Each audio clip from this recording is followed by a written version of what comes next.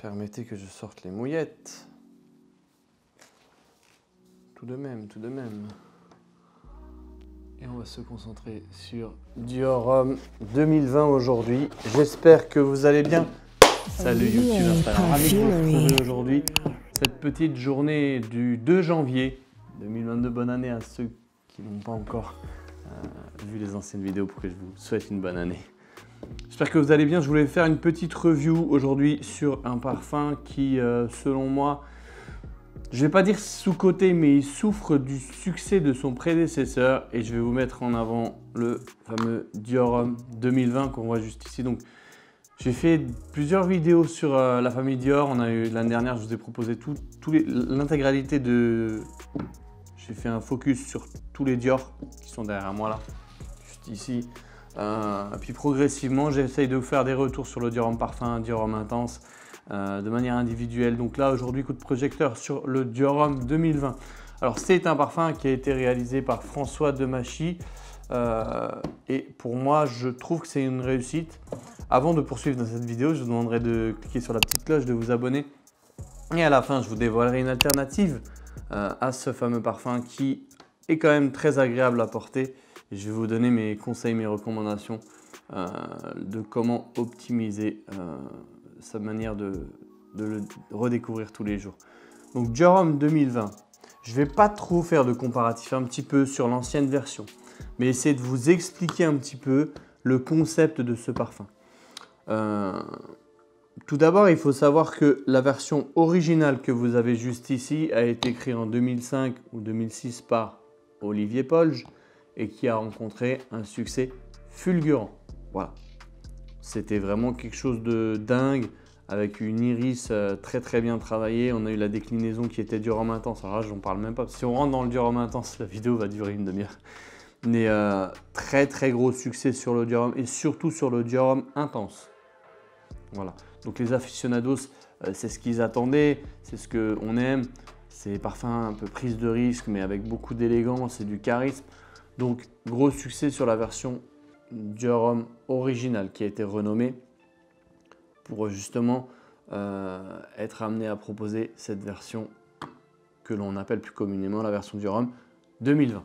Donc c'est un parfum qui pour cette fois a été réalisé par François Demachy.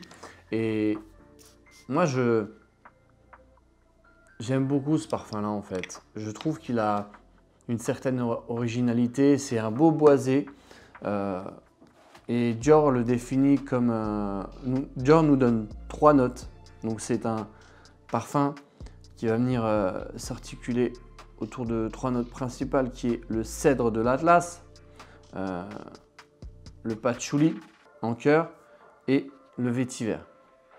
Mais ce qui faisait le succès du Dior Homme original, c'était son iris complètement dingue. Et l'iris est la matière première, l'une des matières premières la plus chère au monde, qui a été un petit peu retirée au profit d'un travail autour justement des notes boisées. d'Amberwood. Fragrantica nous donne plus d'informations. Alors, moi, je préfère me référer maintenant aux informations qui sont directement sur les sites.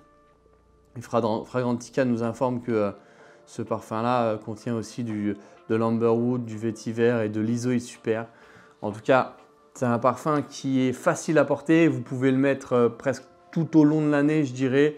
Et pourquoi il n'a pas le succès qu'il mérite? C'est simplement parce que il souffre du succès de l'original. C'est-à-dire que les passionnés sont déçus parce que c'est un parfum beaucoup plus lisse. C'est un parfum qui n'est pas du tout dans cette prise de risque qu'avançait justement l'original. On est sur quelque chose qui est beaucoup plus mainstream, mais comme je dis, il fallait un parfum comme ça à Dior pour élargir leur proposition et s'installer avec des parfums comme le Sauvage, mais en mode boisé, vous savez, des parfums qui peuvent être accessibles à tout le monde. C'est vrai que Dior n'avait pas cette proposition-là. Aujourd'hui, c'est chose faite. Et c'est pour ça que moi, dans cette optique-là, je le trouve intéressant.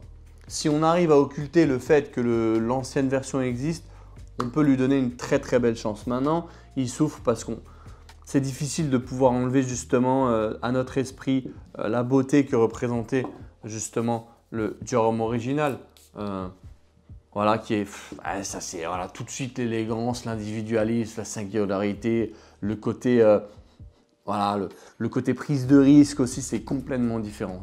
Là, on a deux profils de parfum totalement opposés. Donc, on a celui-là et celui-là. Pour vous dire, là, on est sur un homme beaucoup plus accessible, mainstream, qui est élégant. Voilà.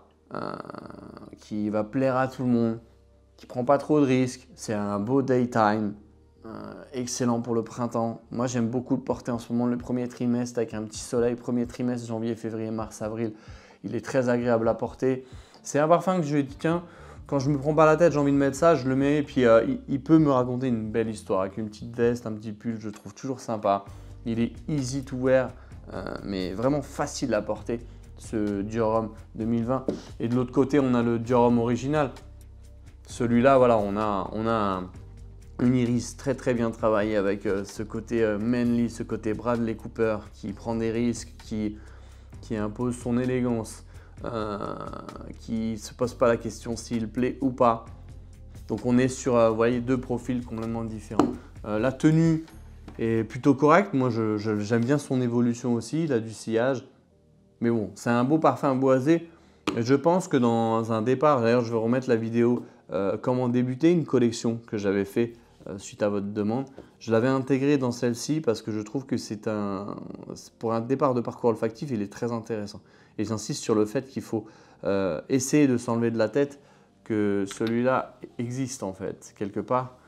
Si on arrive à se dire qu'on se focus que sur son odeur, on peut le trouver agréable, mais c'est très difficile, je ne vous cache pas. En tout cas, voilà, moi c'est mon retour sur ce parfum que je trouve vraiment sympa. Il est facile à porter, donc c'est un parfum que je recommande. C'est vrai qu'il y en a peut-être des plus beaux avec de l'iris, enfin, je dis iris, je reprends ça, mais des plus beaux qui font un plus manly. Je pense au Gentleman de Givenchy aussi qui est très sympa, la version haute toilette intense, entre autres. Hein. Mais voilà, c'est un peu mon retour sur celui-là. Si vous voulez pousser l'expérience, vous pouvez aller sur le Dior Homme Intense que j'ai ici. Voilà, pareil, qui n'est plus la même que de celle d'il y a quelques années. Si vous voulez quelque chose d'un peu plus ténébreux, plus suave, plus tamisé, vous avez ce Dior Homme Intense qui va venir prendre sa place. Et à la fin, je vous avais dit que je vous proposerais une alternative à ce Dior Homme 2020. C'est un parfum que j'apprécie énormément, que j'ai découvert récemment, de la maison Essentiel Parfum qui est juste ici et que je trouve un profil un petit peu similaire parce qu'on a un travail autour du bois. C'est pas du bois de cèdre, c'est l'Akigala Oud. Mais voilà, on a un travail autour d'un beau boisé qui va venir affirmer notre masculinité avec une certaine élégance. Et je pense que celui-ci, si vous voulez pousser l'expérience aussi dans les boisés, pour moi c'est un classique au niveau des boisés. C'est vraiment mon identité. Je vous invite à essayer celui-ci, le Bois Impérial, fait par Quentin Biche de chez Essentiel Parfum, qui va être aussi abordable puisqu'on se retrouve avec, je crois que c'est 70 € les 100 ml, mais voilà, un ordre de prix très abordable qui va venir justement un petit peu concurrencer ou s'accompagner dans votre vestiaire olfactif du fameux Dior Homme 2020. J'espère que cette vidéo vous a plu. On va continuer sur des reviews et sur des thèmes. Je vais notamment vous proposer ce thème, le Chevalier Noir qui va arriver. Je pense que ça va plaire à tout le monde. Je vous remercie de m'avoir écouté et je vous dis à très bientôt sur Olivier Bar.